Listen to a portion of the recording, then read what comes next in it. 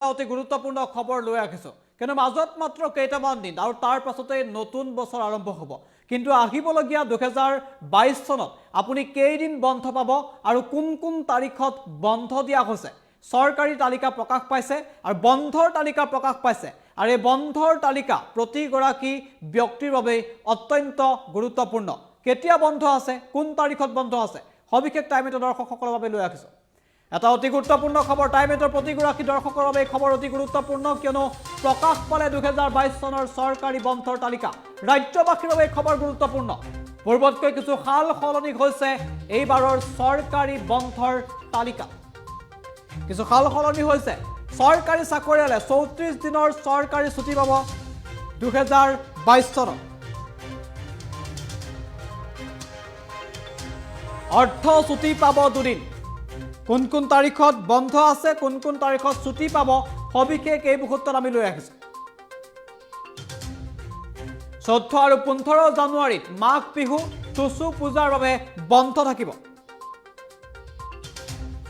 প্ৰতিগৰাকী ব্যক্তিৰ বাবে খবৰ অতি গুৰুত্বপূৰ্ণ 23 জানুৱাৰীত নেতাজীৰ জন্ম জয়ন্তীৰ বাবে বন্ধ থাকিব 2022 চনত বন্ধ কোন কোন তাৰিখত থাকিব তালিকা আহি পৰিছে তালিকা আমি আপোনালোকক জনাইছো যে 25 জানুৱাৰীত বাথৌ পূজাৰ বাবে বন্ধ থাকিব 25 জানুৱাৰীত বাথৌ পূজাৰ বাবে বন্ধ থাকিব 26 জানুৱাৰীত গণতন্ত্ৰ দিৱসৰ বাবে বন্ধ থাকিব 26 জানুৱাৰীত গণতন্ত্ৰ দিৱসৰ বাবে বন্ধ থাকিব 31 জানুৱাৰীত মেডাম মেফিৰ বাবে বন্ধ ঘোষণা কৰা হৈছে 16 ফেব্ৰুৱাৰীত চিলাৰায় দিৱস আৰু সেই চিলাৰায় দিৱসৰ বাবে বন্ধ থাকিব 16 ফেব্ৰুৱাৰীৰ দিনটো চৰকাৰী তালিকা প্ৰকাশ কৰা হৈছে খবৰ আপোনাৰ বাবে অত্যন্ত গুৰুত্বপূৰ্ণ 18 মাৰ্চত দৌল যাত্ৰাৰ বাবে বন্ধ থাকিব মাজত মাত্ৰ কেইটামান দিন তাৰ পাছতে নতুন বছৰ আৰম্ভ হ'ব কোন কোন দিনত বন্ধ পাব কোন কোন তাৰিখত বন্ধ পাব আমি জনাই আছো 14 পৰা 16 এপ্ৰিললৈ বহাগ বিহু থাকিব তাৰ বাবে 14 পৰা 16 এপ্ৰিললৈকে বন্ধ থাকিব 15 এপ্ৰিলত গুড ফ্ৰাইডেৰ বাবে বন্ধ থাকিব 15 এপ্ৰিলত গুড ফ্ৰাইডেৰ বাবে বন্ধ থাকিব 21 এপ্ৰিলত সতী সাধনী দিৱসৰ বাবে চৰকাৰী বন্ধ ঘোষণা কৰা হৈছে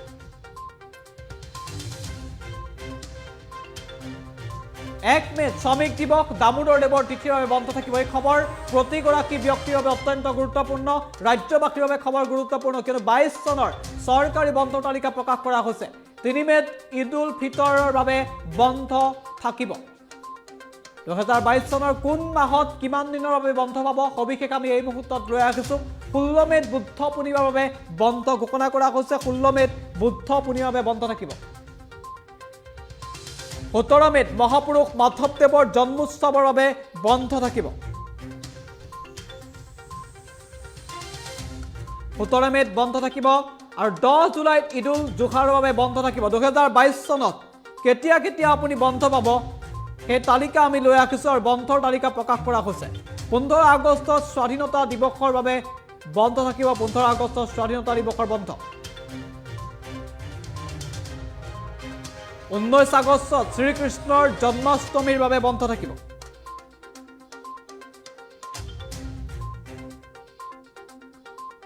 29 আগষ্টত মহাপুৰুষ শংকৰদেৱৰ তিথি আৰু সেই তিথিৰ বাবে বন্ধ ঘোষণা কৰা হৈছে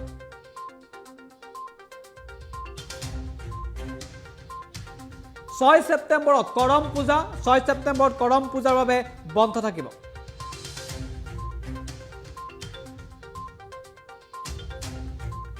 14 ছেপ্টেম্বৰত মাধৱদেৱৰ তিথি আৰু মাধৱদেৱৰ তিথিৰ বাবে 14 ছেপ্টেম্বৰত বন্ধ থাকিব চৰকাৰী বন্ধৰ তালিকা ইতিমধ্যে প্ৰকাশ কৰা হৈছে তালিকাত কোন কেইটা বাৰত আপুনি বন্ধ পাব 2 অক্টোবৰত গান্ধী জয়ন্তী আৰু দুৰ্গা পূজাৰ সপ্তমীৰ বন্ধ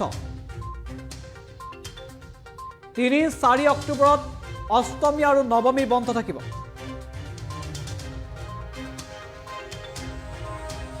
3-4 অক্টোবৰত অষ্টমী নৱমী বন্ধ থাকিব 5 অক্টোবৰত বিজয়া দশমী আৰু শংকৰদেৱৰ জন্মোৎসৱৰ বন্ধ 18 অক্টোবৰত কাতি বিহুৰ বাবে বন্ধ থাকিব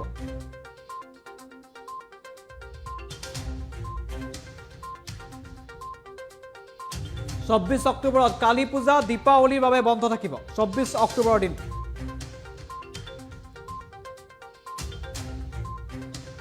27 অক্টোবৰত ভাতৃ দ্বিতীয়াৰ বাবে বন্ধ থাকিব 27 অক্টোবৰ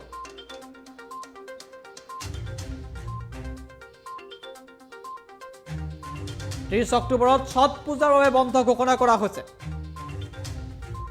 আৰু কোনকেইটা বাৰত কোনকেইটা তাৰিখত আপুনি বন্ধ পাব নতুন বছৰত তাৰ তালিকা প্ৰকাশ কৰা হৈছে 8 নৱেম্বৰত গুৰু নানকৰ তিথিৰ বাবে বন্ধ পাব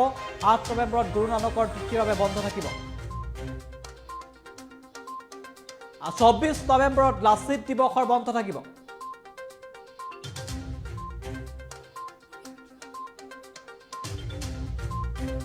আৰু 2 ডিচেম্বৰত অসম দিৱসৰ বাবে বন্ধ থাকিব